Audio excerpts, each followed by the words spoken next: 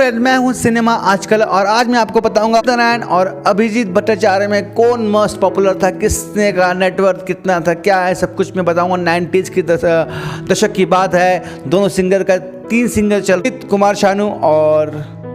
कुमार शानू, उदित और अभिजीत भट्टाचार्य। 90s में इनके सिवा और कोई आदमी गाना गाता ही नहीं था, कोई प्रोड्यूसर लेता भी नहीं था। ठीक है, तो फर्स्ट मैं बात कर लेता हूँ मैं अभिजीत का नेटवर्थ है अभिजीत भट्टाचार्य, उनका पूरा नाम है। ठीक है, यूपी के हैं वो। ठीक है, उनको फर्स्ट चांस दिया था अपने किसने, आर.डी. बर्मन ने एक देवानंद की फिल्म में से। ठीक है, तो किशोर कुमार के वाइस में गाते हैं वो।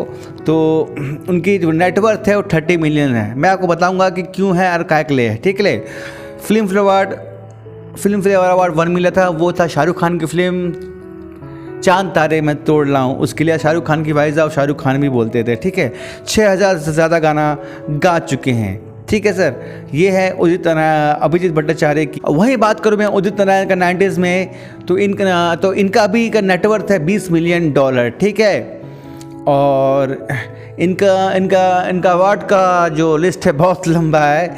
इनको 2009 में पद्मश्री अवार्ड मिल चुका है, 4 नेशनल अवार्ड इन्होंने जीते हैं, 5 फिल्म फेयर अवार्ड जीते हैं। ठीक है, टोटल 30 इनके अवार्ड्स हो गए। ठीक है, 15,000 से ज़्यादा सॉन्ग गाए हैं, 30 भाषा में गाए हैं। लेकिन प्रॉब्लम ये आती है कि उदित नारायण जी का जो नेटवर्थ है वो 20 मिलियन है और अभिजीत जी का जो नेटवर्थ है वो 30 मिलियन। क्यों और ये कैसे असंभव है?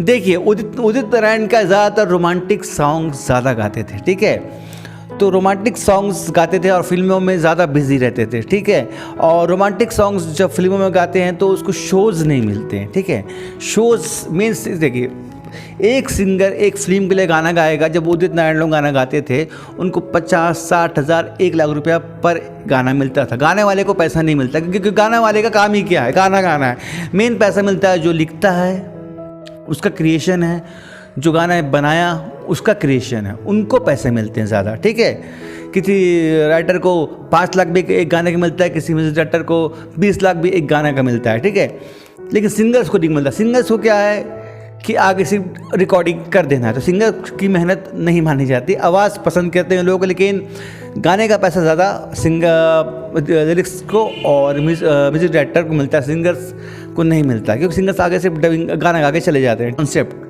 मेन होता है शोज़ होते हैं जो बाहर होते हैं, इंडिया के बाहर। तो वहीं पर क्या है कि ना, उदित नारायण मौलिक गाना गाते थे, रोमांटिक गाना ज़्यादा गाते थे और उनके चार्ट बस्टर सॉन्ग्स, मतलब जो ऐसे यूथ को पसंद आए। और जैसे अभिजीत का था, कैसे टन टना टन टन टन तारा, जब भी कोई लड़की देखूं, ये सब गाने उदित नारायण अभिजीत के बहुत चार्ट बस्टर सॉन्ग थे। लड़की शहर की लड़की, तो जो ऑडियंस हैं वो और जो शोज़ वाले हैं उनको पंपी सॉन्ग्स चाहिए। ठीक है, चलो रोमांटिक सॉन्ग्स के श्रोता अलग है, लेकिन जो आदमी अगर शो जा रहा है, अगर माइकल जैक्सन का शो इतना फुल रहता है, देखिए 4-5 लोगों का शो हमेशा फुल रहता था।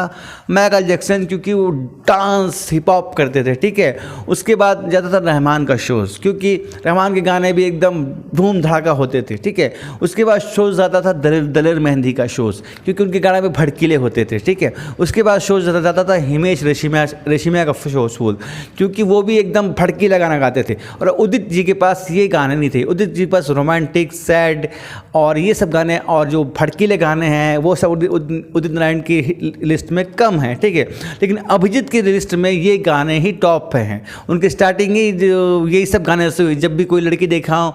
जैसे उदित नारायण जी को पहला डबिंग इस गाने का उदित नारायण ने किया था कि जब भी कोई लड़की देखो मेरा दिल दीवाना बोले, उनकी आवाज़ में शूट नहीं किया गाना, तो इसको अभिजीत से गवाया गया। ऐसा करके 7 सिंगर को उस गाने में गवाया गया था, मैंने आपको बताया भी था। ठीक है, तो अभिजीत भट्टाचार्य जी के पास में सब पंपी ट्रैक, सब रॉ ट्रैक में थे। जैसे हनी सिंह के पास सब रॉ ट्रैक है ना, जैसे बादशाह के पास सब रॉ ट्रैक हैं जो शो में मज़ा आता है। ऐसे आप का घर में सुनेंगे तो आप उदित नारायण को सुनेंगे, अभिजीत जी को नहीं सुनेंगे। ठीक है, वो कुछ गाने सुनेंगे, लेकिन आप शो जाएंगे ना, शो में आदमी को क्या चाहिए, एनर्जी चाहिए, डांस करना चाहिए।